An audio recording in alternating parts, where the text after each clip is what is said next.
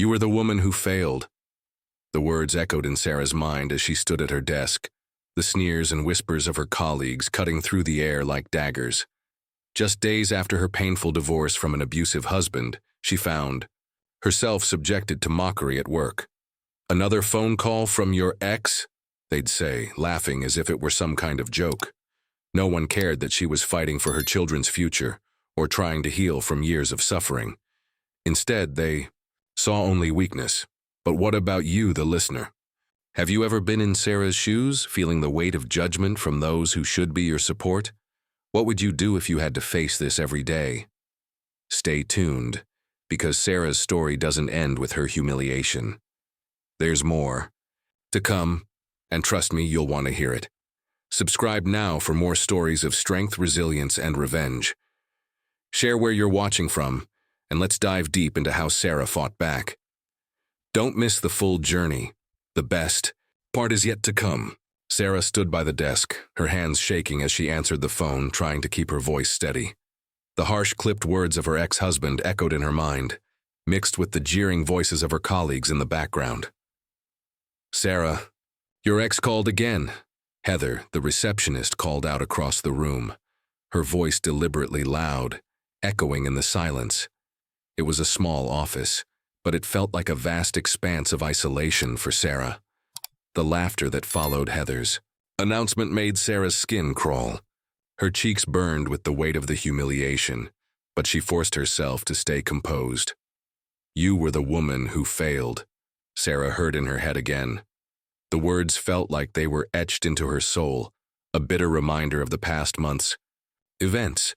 Her divorce, her custody fight, the constant barrage of judgment.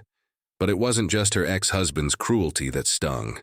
It was the cruel smile on Heather's face, the whispered snickers from the rest of the office, and the way the walls seemed to close in around her. As Sarah hung up the phone, she glanced toward the break room. There, her youngest, Elijah, had called just moments before. "Mom, are you coming home soon?" The innocent, hopeful question from her 8-year-old son lingered in her mind. How could she tell him that this job, her only source of income, might not be hers much longer? Sarah had spent too many nights trying to explain to Elijah that everything would be okay. But the truth was, she had no idea if it would. What she did know was that the tight grip of financial ruin, coupled with the constant strain of raising 3 children alone, was beginning to break her.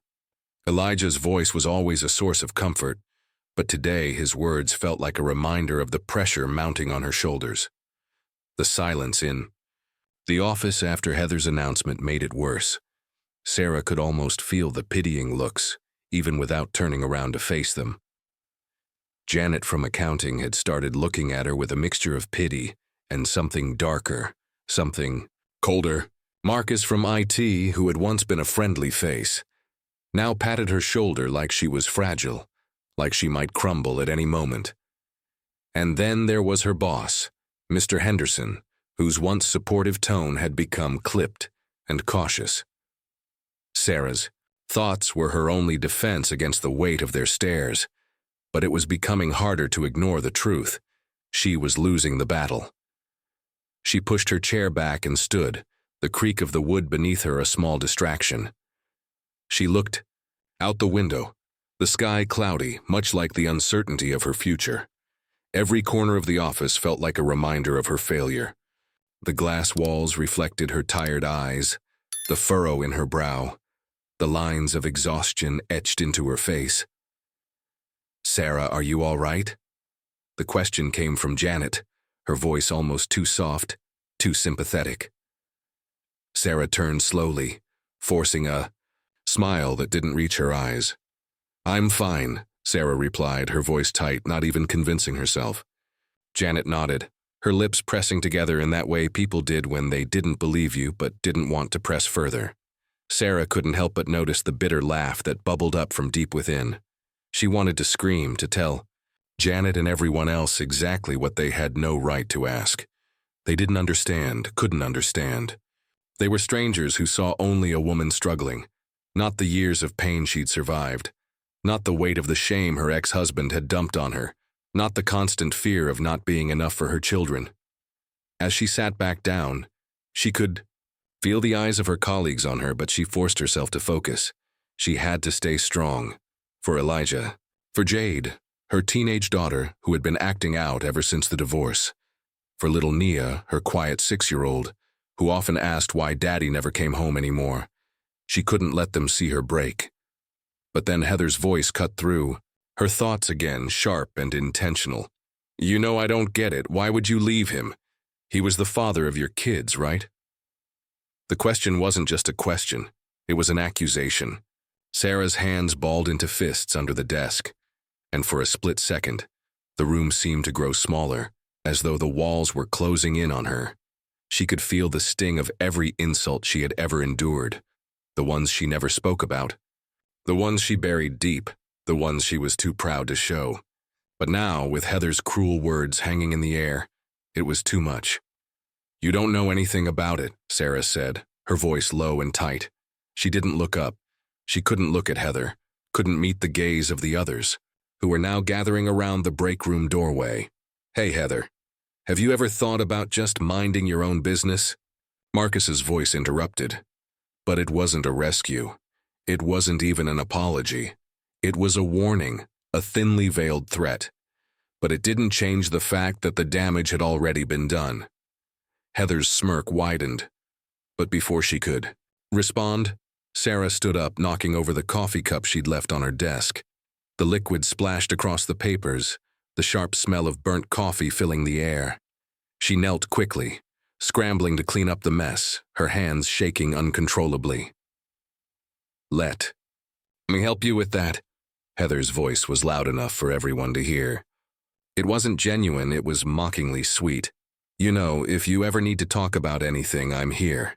Divorce is so hard, especially when there are children involved. Sarah froze. The act, the kindness in Heather's voice. It was suffocating. But there was a fire inside Sarah, one that she could no longer ignore. She didn't want to feel this way anymore. She couldn't be broken like this, not again. Not for them. With trembling hands, Sarah pushed herself to her feet and stared directly at Heather. The words that came next weren't planned, but they felt right. I don't need your pity, and I don't need your help. What I need is for you to leave me the hell alone. The silence in the office was deafening. Heather's eyes flickered for a moment, surprised by the force in Sarah's voice. But Sarah didn't care. She was done being silenced. She turned and walked out of the room, her pulse racing, her mind spinning. She didn't know what would happen next, but for the first time in weeks, she didn't feel afraid. She felt alive. The morning light barely touched the corner of Sarah's desk as she shuffled through papers, her mind as foggy as the gray skies outside the window. The office felt like a tomb, every minute stretching longer than the last. The mocking whispers, the pitying stares. It had all become part of the routine now. She had grown accustomed to it, the quiet erosion of her self-worth, the silent poison of constant judgment. Yet she kept moving forward, pushing herself through the monotony, fighting to hold her ground. Sarah, could you come into my office for a second? Mr. Henderson's voice cut through the air, calm, as if it were the most normal request in the world. She hesitated, glancing at the clock. It was already 3 p.m., and she had hoped the day might pass without incident. But nothing was ever that simple anymore. She stood pushing back her chair, the creak of the wood louder than usual in the silence. The weight of the office was pressing down on her chest as she walked toward Mr. Henderson's office. Each step felt heavier than the last, as if the eyes of the entire office were fixed on her. She could feel the tension in the air, thick and suffocating. Come in, Sarah. Mr. Henderson's voice was still calm, but there was a subtle shift in his tone. The door clicked shut behind her, and the cold, sterile office seemed to close. I wanted to talk to you about your performance, he began, his fingers tapping on the edge of his desk. There's been a noticeable decline in your work lately. Her pulse quickened. She had been dreading this moment since the first day she'd been forced to drag herself into work after her divorce. I've been managing some personal things, Sarah said, her voice tight, trying to keep her emotions in check. The weight of her personal life, the constant reminders from her colleagues, and the burden of her past marriage were like a heavy cloak she couldn't remove. But she wasn't ready to let him see how deeply this had cut her. "I understand that," Mr. Henderson said, his voice dripping with a false sense of empathy. "But personal problems can't interfere with your professional responsibilities. You've been distant, Sarah. We need someone present, someone who's fully here, do you understand?" His words were like daggers to her heart.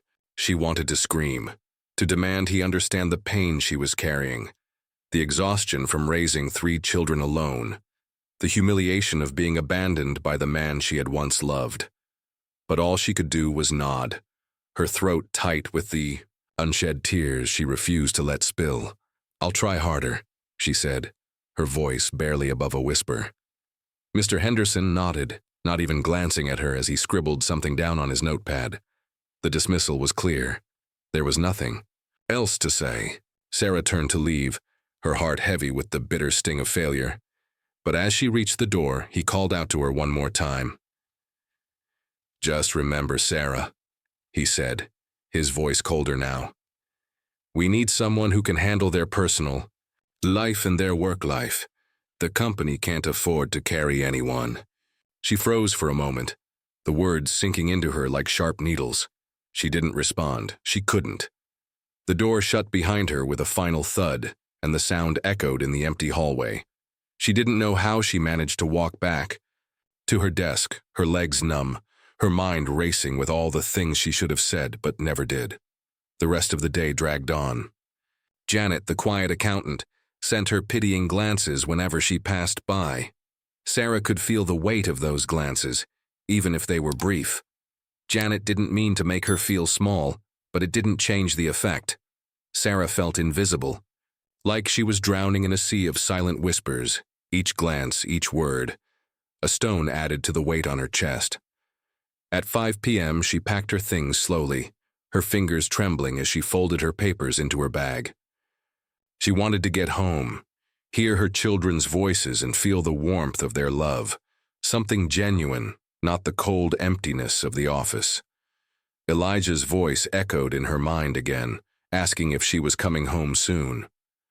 Jade, her teenage daughter, had been distant lately, her eyes filled with questions that Sarah didn't have answers to.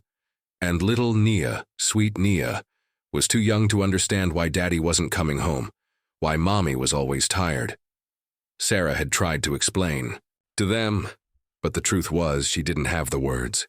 How could she explain it to them when she didn't understand it herself? How could she explain the suffocating feeling that came every time she stepped into this office, every time she was reminded of her failure, her mistakes? She had given everything to her marriage, and now she was paying the price. Her thoughts were interrupted by the soft chime of a text message on her phone. It was from Jade. "Mom, I'm sorry. I know I've been distant. I just don't know how to help." The words hit her harder than she expected. Jade had been acting out, staying out late, refusing to talk about her feelings. Sarah hadn't understood the depth of her daughter's confusion, her anger at the situation. The weight of her battles had blinded her to the quiet ones her children were fighting. She sighed, the exhaustion weighing on her shoulders, and typed back quickly. "It's okay, Jade. I just want you to know I'm here for you. All of us are going to get through this together."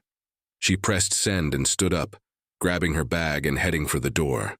The thought of going home to her kids, of holding them close and feeling their warmth, was the only thing that kept her from completely breaking down. But as she walked out of the office, the thought of another day like this tomorrow weighed on her. She had to fight, for herself, for her children. She couldn't let them see her fall apart. And yet, every day felt like a slow erosion. Every glance from her co-workers, every word from Mr. Henderson, every moment of silence at home, it was all chipping away at her, little by little. The pressure was suffocating, the hopelessness creeping in, and it seemed like no matter how hard she fought, it wasn't enough. But Sarah knew she couldn't give in. She couldn't afford to, not when her children needed her, not when there was still a chance to rebuild.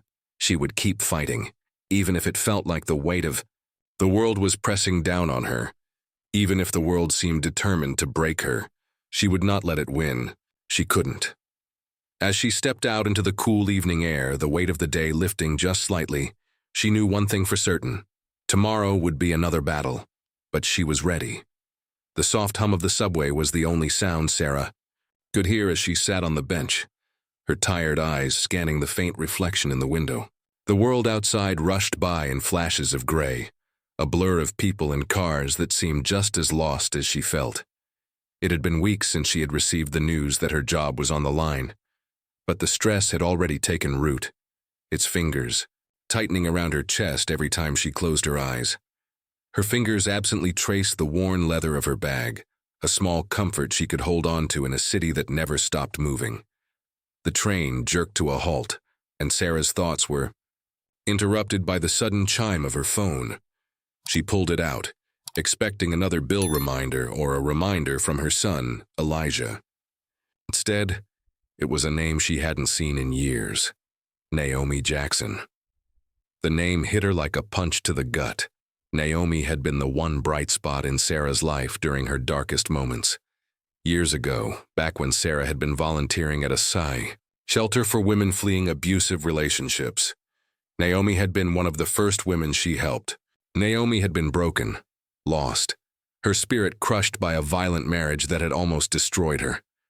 But Sarah had seen something in her that no one else did: a fire, a will to survive that couldn't be extinguished. They had spent hours talking, sharing stories, and in a world full of cynicism and despair, Naomi had found hope, and Sarah had found a friend. She hadn't heard from Naomi in years, and she hadn't expected to. Naomi had built herself back up, gotten out of the abusive relationship, and Sarah had always assumed that Naomi's new life had taken her far away. But the message was clear. "Sarah, I need your help.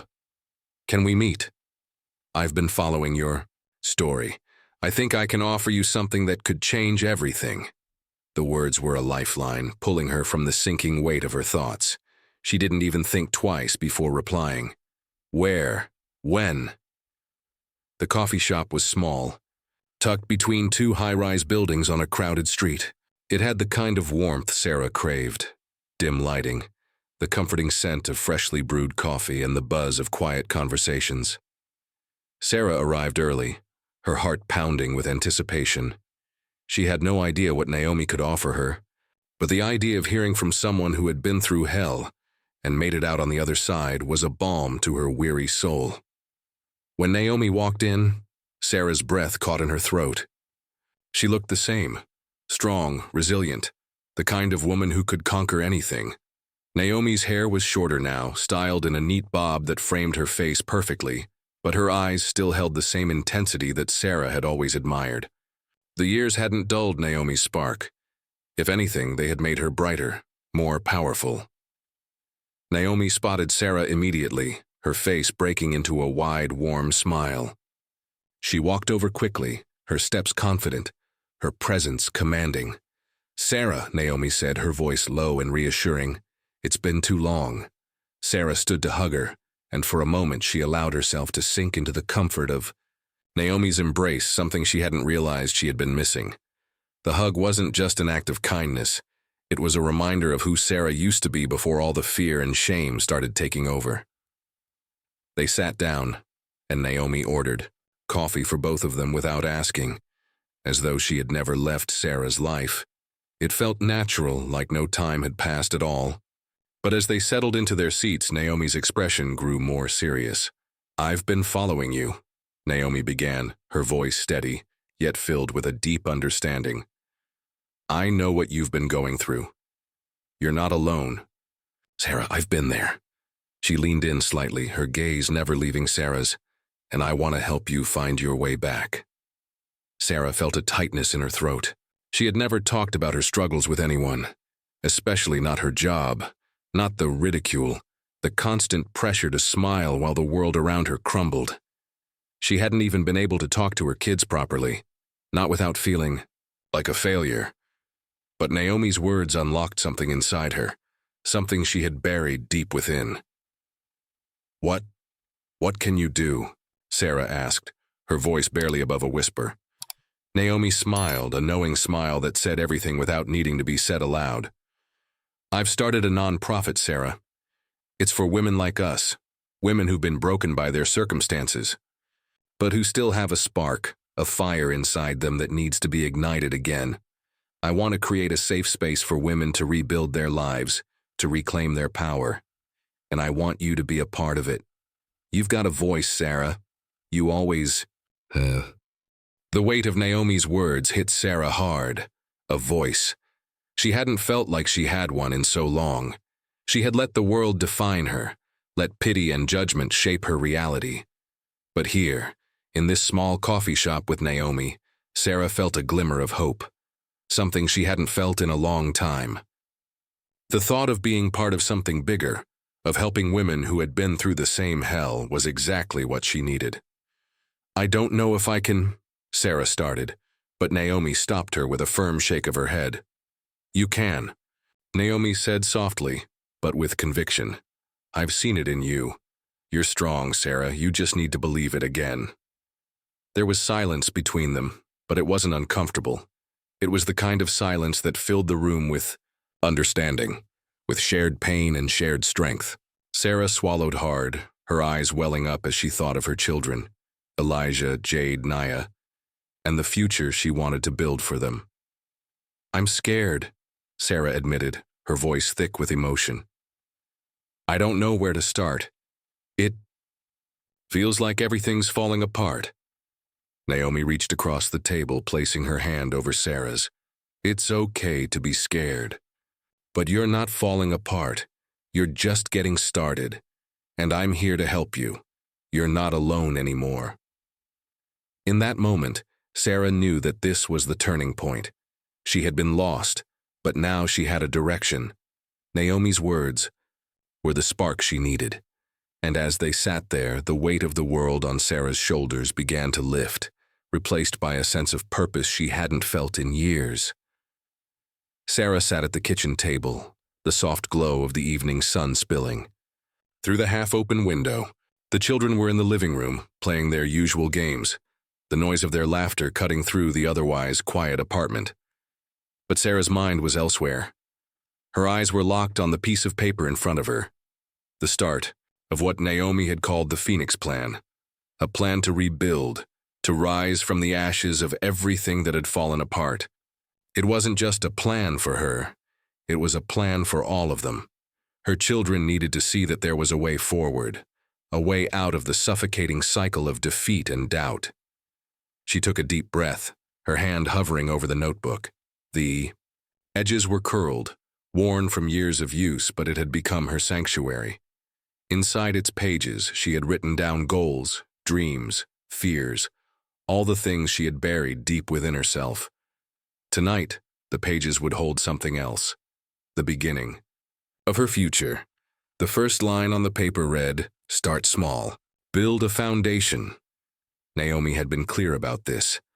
Start with your voice, she'd said. You have a platform, Sarah. Use it. You know how to connect with people who need someone to listen. That's how it starts. It wasn't easy. Every instinct in Sarah told her to step back, to stay small, to keep her head down.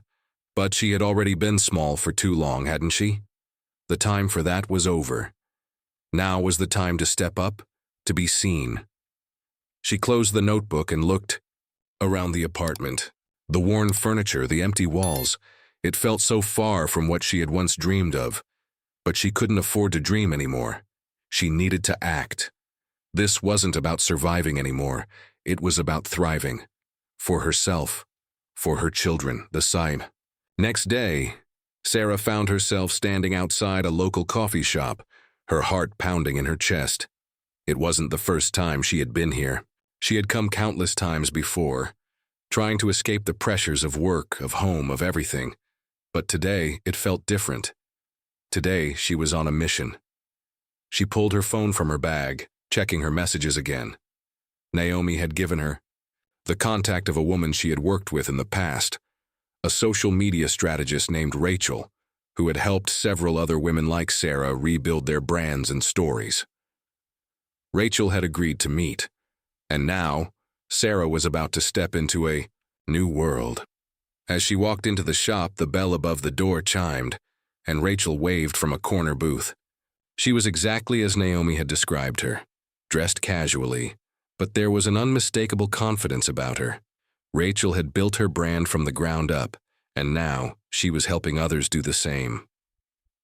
Sarah, right? Rachel stood to greet her, extending a hand. It's so nice to meet you. I've heard a lot about you. Sarah smiled, trying to push aside the nerves. Nice to meet you too, she said, sitting down across from Rachel. I've been thinking a lot about this, about what you said, about using my story. I'm ready to start. Rachel leaned forward, her eyes lighting up with understanding. It's not just about telling your story, she said, her voice calm but firm.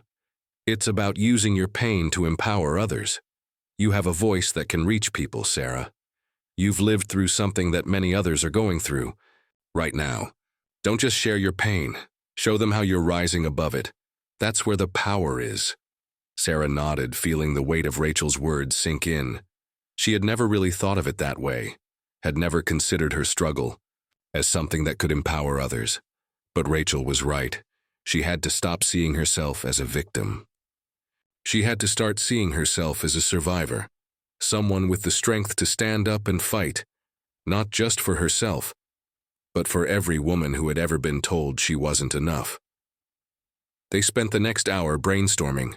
Rachel helped Sarah map out a plan, how to create an online presence, how to use social media to connect with others in similar situations, how to build a network of women who could support one another. By the end of the meeting, Sarah felt a sense of clarity she hadn't experienced in years. She had a direction now, a purpose that felt tangible, real. As she left the coffee shop, her heart was lighter, her steps surer. The path ahead wasn't going to be easy, but it was the only one worth walking. Later that night, Sarah sat down with Elijah, Jade, and Nia. They were gathered around the table doing their homework. The apartment was quiet, except for the soft scratch of pencils on paper. Sarah's mind wandered, thinking of the possibilities that lay ahead. For the first time in months, she allowed herself to dream again, not just for her children, but for herself. Mom, are you okay? Elijah's voice broke through her thoughts. She looked up, meeting his wide, worried eyes. I'm fine, baby, she said softly, smiling. I'm just thinking. Jade glanced up from her notebook. What about? Sarah took a deep breath, steadying herself. She had made a promise to herself that she would never lie to her children again. She would show them the strength it took to rise from the ashes. She would show them what it meant to fight for a better future. I'm starting something, she said, her voice steady. Something for me, and for all of us. Elijah's eyes lit up. What is it, Mom? Tell us. I'm going to start speaking up, she said, her voice growing stronger. I'm going to use my story to help other women, to help us all. I want to show people that even when everything seems impossible, there's always a way to rise. Again. Jade smiled faintly, the tension in her shoulders easing.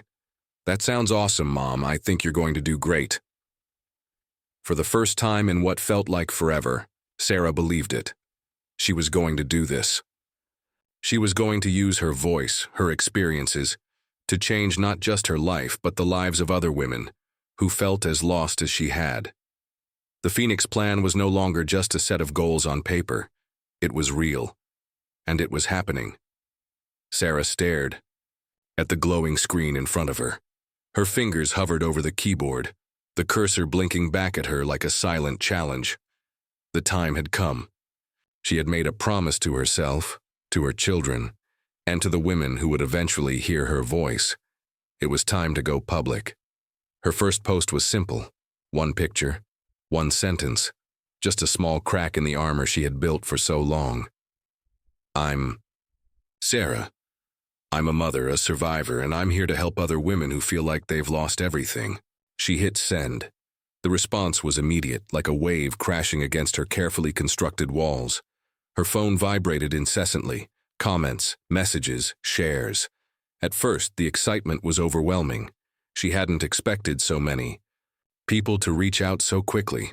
But there it was, a sea of women, some strangers, some familiar faces from the past, all sending their support. But as the hours passed, the fear crept in. What if she had exposed too much? What if she couldn't handle the backlash, the whispers, the judgment that would inevitably follow? There was no going back now. She had opened the floodgates, and the weight of that decision pressed down on her chest. The next morning, Sarah woke up to the sound of her phone ringing incessantly. The first message was from Naomi. "You did it. I'm so proud of you, Sarah. This is just the beginning. Keep going. We'll be right behind you." Sarah smiled, but it was a hollow gesture. Naomi had always believed in her. But Sarah didn't know if she had enough strength left to go through with it. There was no turning back now. The truth was out there, and with it, all the vulnerability she had hidden for so long. She made a mental note to call Naomi later, but first she had to deal with the fallout from her post. The messages were flooding in, both public and private. Most were supportive, offering words of encouragement, sharing their own stories of abuse and survival, but others, too many others, were cruel. The internet was a battleground, and Sarah felt like she was standing in the middle of it, exposed and unprotected. A message popped up from an unknown number. She hesitated, then opened it. "I can't believe you've stooped this low. You think your story is worth anything? It's pathetic. You brought this on yourself, Sarah. You've always been a mess." Her heart sank. The words stung more than they should have. She recognized the number, the voice behind it. It was Heather. Of course, it was. Heather had always been the type to talk behind people's backs, to enjoy watching others suffer. Sarah gripped the phone tightly, her hands shaking. Her mind raced. How could Heather, someone who had known her better than almost anyone, be so cruel? Sarah's fingers trembled as she typed a response. "I'm not the pathetic one, Heather. I'm not hiding anymore. I'm done letting you make me feel small." Before she could second-guess herself, she hit send. The message wasn't just for Heather. It was for herself, for the woman she was becoming. It was a declaration, a commitment to her healing. She had to remind herself of that. She couldn't let the negativity break her. Later that afternoon, Sarah sat in her apartment, her phone screen cracked from too many angry messages. The weight of everything was starting to feel too much, but she couldn't stop. Her children needed her. She could already hear Elijah's soft voice asking, "Mom, are you okay?" She had to be okay, for him, for all of them. The kids were at school, and Sarah took the time to prepare for her next step. She had reached out to a few women's shelters, organizations dedicated to helping women like her, women who had been betrayed by those they loved, left to pick up the pieces of shattered lives. They were the next audience she needed to reach. But, as she made her calls, a part of her recoiled. What if she wasn't enough? What if all of this fell apart before it even had a chance to begin? Her phone buzzed again, pulling her from her thoughts. A notification from her Facebook page. It was a comment on her post from a woman she had once worked with, someone from her old life. The comment was long, heartfelt, and it stopped Sarah cold. "I've been watching you from afar, Sarah. I can't tell you how much this means to me. I've been through hell too. Your strength gives me hope. Please, keep going." The word settled in Sarah's chest, warm and heavy. Hope. She hadn't realized how much she needed it until now. She hadn't realized how much it could come from someone else's courage. It was a reminder that this wasn't just about her. It was about every woman who had ever felt small, lost, and alone. It was about giving them a voice, too. The day passed in a blur of messages, calls, and emails. Some were from women offering support. Others were from organizations asking if she would speak at their next event, sharing her story. Slowly, very slowly, Sarah began to feel the power of her voice. She had no idea how far it would go, but it was already bigger than she had imagined. By the time the kids came home, her phone had started to feel less like a weight and more like a tool, a way to reach out, to connect, to build something new. She sat with them at the kitchen table, the noise of their laughter filling the space between them. Elijah showed her his homework, and Jade asked if she could go out with friends on the weekend. Nia, as always, was content to simply sit with her mom, holding her hand as she hummed quietly. For the first time in months, Sarah felt like she was present. The fog of exhaustion had lifted, and in its place there was a spark, something she hadn't felt in a long time. Her phone buzzed again. It was another message from Naomi. "This is just the beginning, Sarah. I knew you had it in you. Keep going. We're here. You're not alone anymore." And for the first time in a long time, Sarah truly believed her. The conference hall buzzed with the hum of conversation, the sound of footsteps echoing off polished marble floors. The atmosphere was thick with anticipation. Sarah could feel her pulse quicken as she stepped into the grand space, her heels clicking softly against the floor. This was it, the event that Naomi had pushed her toward, the place where Sarah's voice would finally be heard, not just by a few people, but by hundreds. The room was vast, filled with rows of chairs and clusters of people dressed in sleek suits, all gathered to listen to stories of survival, of triumph over adversity. It was the perfect stage, but standing here, on the cusp of it all, Sarah felt smaller than she ever had. The air seemed to close in around her, and for a moment, she thought about turning back. The fear, raw and visceral, gripped her chest. Could she do this?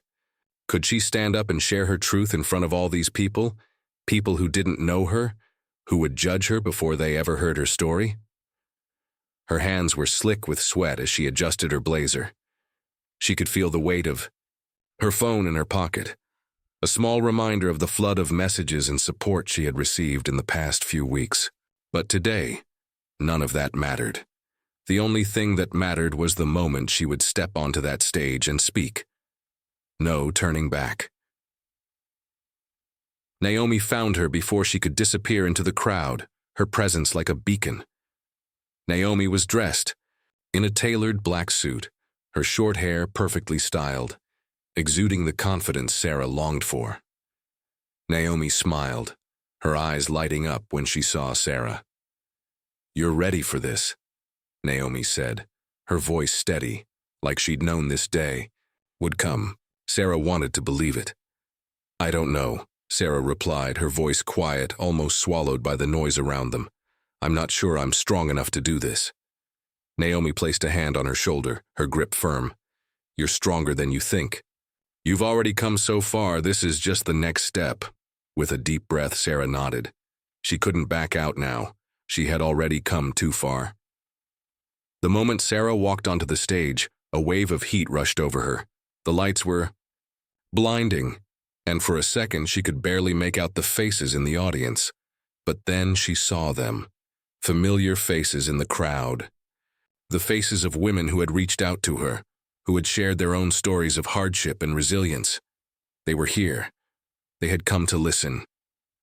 She took her place at the podium, gripping it tightly, her fingers pressing into the wood as if it could ground her. The microphone squeaked, and she heard a few people shift in their seats. The slight discomfort made her throat tighten, but she didn't waver. This was her moment. Clearing her throat, Sarah began. Her voice was shaky at first, but as she spoke, it grew stronger, steadier. She spoke about the moment she had decided to leave her abusive marriage, the fear that had paralyzed her, and the pain of starting over. She talked about the way society treated her, how she was judged, how she was told she wasn't enough, how people looked at her and saw nothing but a broken woman. But she also talked about the strength it took to walk away, to fight for her children, and to find the courage to reclaim her life. And then she spoke the words that had been buried deep inside her for so long. "I'm not a victim. I am a survivor, and I will never allow anyone to define me again." The room was silent for a moment. Sarah's breath caught in her throat as she waited for the response, unsure of what to expect. But then, slowly, the audience began to clap. It wasn't a loud, enthusiastic applause, but it was enough. It was a recognition of her strength, her courage. As she looked out into the crowd, Sarah saw women wiping away tears. Some nodded in understanding. Others had their heads bowed, as though Sarah's words had struck something deep within them. For the first time in a long time, Sarah felt like she was exactly where she needed to be. But just as quickly, the doubt crept in again. Was she making a difference? Would anyone take her seriously? Would they see her as a voice worth listening to, or just another woman who had been knocked down? Her thoughts were interrupted when Naomi stepped forward, her eyes shining with pride. Naomi had always believed in Sarah, even when Sarah had doubted herself. The two women locked eyes, and for a moment Sarah felt the weight of everything. Everything, the shame, the fear, the years of carrying it all alone, begin to lift. After her speech, Sarah was approached by several women, some strangers, some former colleagues who thanked her for sharing her story. But it was one woman standing at the back of the room who caught Sarah's attention. The woman was tall, with a strong presence. Her eyes were fierce, her posture proud. She stepped forward, a slight smile on her lips. "You're brave," the woman said, her voice steady. "What you've done, putting your story out there, it's going to change lives. It's already changed mine." Sarah didn't know how to respond. She had never expected anyone to say something like that, especially not after the years of feeling invisible. "Thank you," she said, her voice thick with emotion. The woman nodded, her eyes narrowing slightly as if assessing Sarah, as if sizing her up. "I know what it's like to feel like you've lost everything. But let me tell you something. Your story is more than just words. It's power. And you have to use that power. You have a platform now, Sarah. Use it." The words hung in the air, weighty and final. The woman turned and walked away, leaving Sarah with a sense of awe and responsibility. The next chapter had already begun, and Sarah knew it. This was just the beginning. Later that night, as Sarah sat in her hotel room, the weight of the day hit her all at once. She had done it. She had stood in front of hundreds of strangers, told her story, and let them see her, really see her. For the first time in her life, she didn't feel ashamed of her past. She had used her pain to fuel something bigger than herself. Her phone buzzed again. It was Naomi, of course.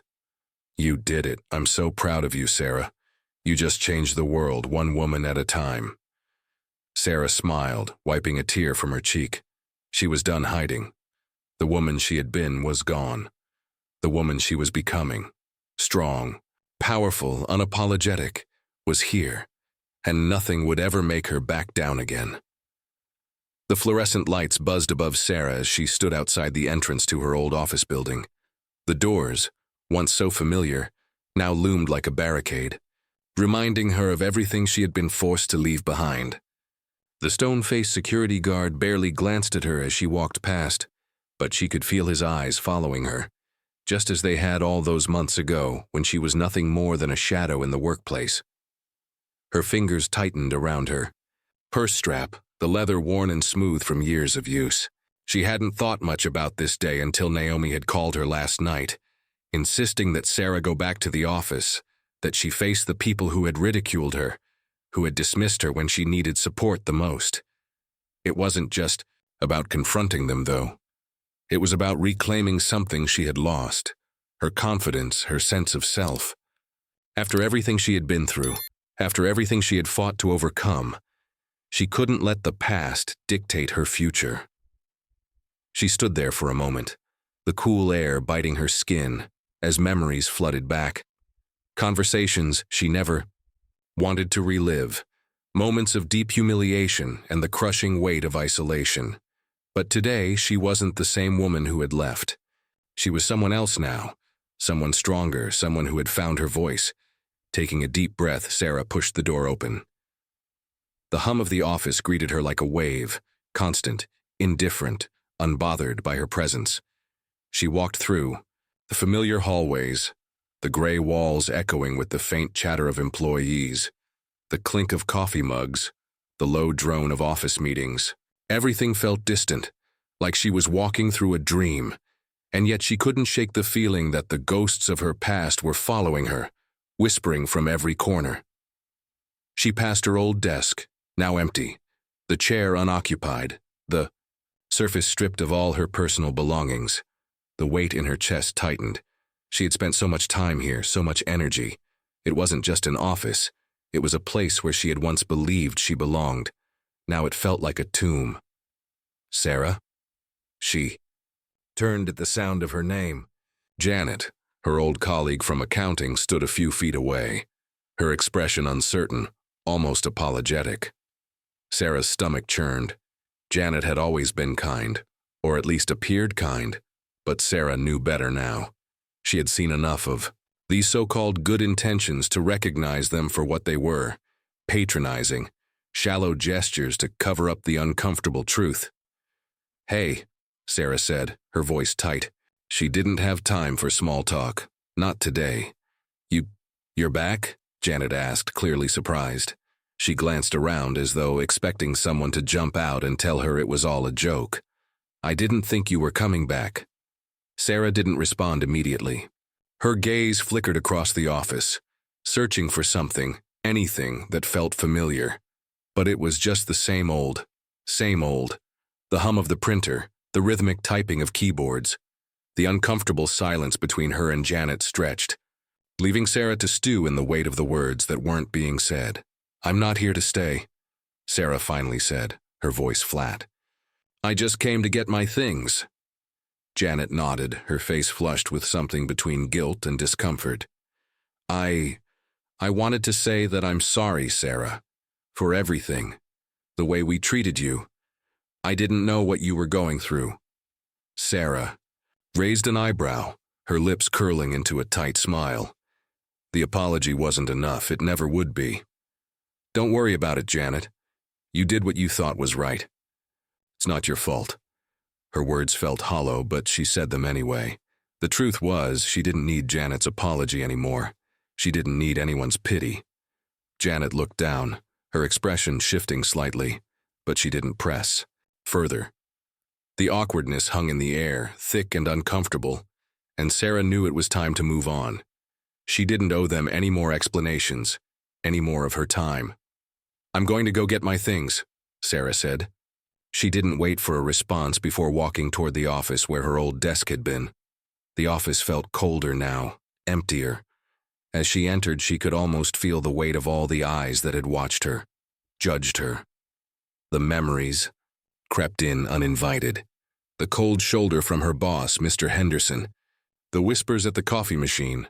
The way her presence had once been nothing more than an afterthought. She closed her eyes for a moment, steadying herself, pushing the ghosts of the past to the back of her mind. She walked over to the filing cabinet, the drawers familiar and worn, her hands moving automatically as she pulled out the papers she had left behind months ago. As she sifted through the documents, she noticed something strange. A piece of paper tucked into the back of the drawer. It was a small note, handwritten in a familiar handwriting. It was from her old boss, Mr. Henderson. "Sarah, we've discussed this before. I understand things have been difficult, but the company's needs must come first. I'm afraid you'll have to take a leave of absence until we can get this situation under control. I know it's hard, but I'm doing what I think is best, for everyone." Her heart sank as she read the words. She had never seen this note before. It was a reminder, a stark reminder of the moment she had been forced to leave. The final blow. The anger that had been simmering deep inside her surfaced, but she pushed it down. She wasn't going to let him win. Not anymore. She was stronger than that. As she closed the filing cabinet and stood up, ready to leave, a familiar voice stopped her in her tracks. It was Marcus from IT. "Sarah," he called softly, almost hesitantly. He was standing at the door, his face creased with regret. "I should have said something sooner. I don't know why I didn't. You didn't deserve what happened. None of us knew what you were going through." Sarah turned slowly to face him, her heart pounding in her chest. For the first time in months, she felt something like warmth in her chest, something like understanding. Marcus had always been a good guy, quiet, reserved, but kind. You didn't. No, she said, her voice thick with emotion. None of you did, but it doesn't matter anymore. Are you coming back? Marcus asked, his voice careful, almost fearful. No, Sarah replied firmly. But that's not the point. It's not about going back, it's about moving forward. He nodded, his eyes filled with an unspoken apology. Sarah didn't need it. She didn't need anyone's apologies anymore. What she needed was to walk out of here, to leave the past behind her. With that, she grabbed her bag and headed for the door. As she passed through the hallway, she glanced around one last time. The office was exactly as she remembered it. And yet, it felt like it belonged to someone else now. The door swung open in front of her, and as she stepped out into the sunlight, she realized that this was the last time she would ever walk into that office. She had taken her first steps toward something greater, and there was no turning back. Sarah sat at her desk, the quiet hum of the coffee shop surrounding her. It had become a safe haven over the past few weeks. Her corner to breathe, to think, to plan. The smell of roasted beans and fresh pastries was oddly comforting, a reminder that there was still warmth in the world, despite the coldness she had felt in the corporate jungle.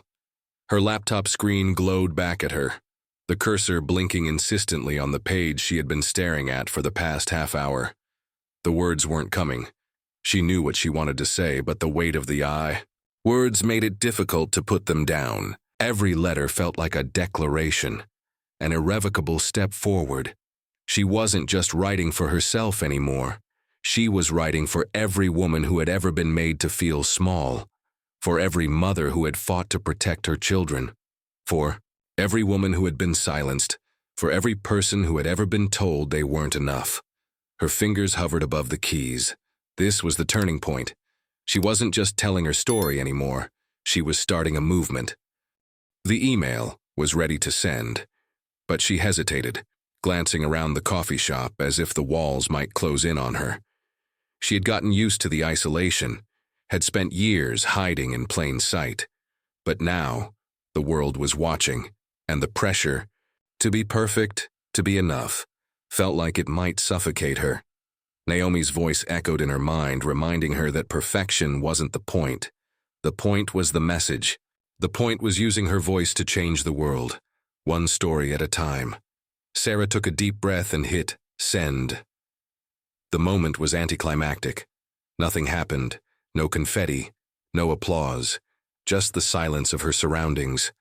But as the seconds ticked by, the weight on her shoulders seemed to lift, even if just a little. The next morning, Sarah sat in front of her phone, her thumb hovering over the screen. The notifications had already started flooding in. Messages from women she had never met, stories of their struggles, their battles. She had known deep down that the response would be strong, but the sheer volume of it was overwhelming. She wasn't alone anymore. But as the messages continued to roll in, so did the familiar twinge of doubt. What had she just done? Was she ready for this? Could she handle what was coming next? Her thoughts were interrupted by a message from Naomi. "You're not alone in this, Sarah. I'm so proud of you. This is just the beginning. Get ready for what's coming. You're about to change lives." Naomi's words, so simple, yet so powerful, grounded Sarah. The words felt like an anchor, a reminder of why she had started this in the first place. It wasn't about fame or accolades. It was about giving a voice to the voiceless, showing others that their struggles didn't define them. It was about proving to herself once and for all that she was more than what others had made her feel. The next step in the journey was clear. It was time to meet with the women who had reached out, time to turn this into something bigger, something more tangible.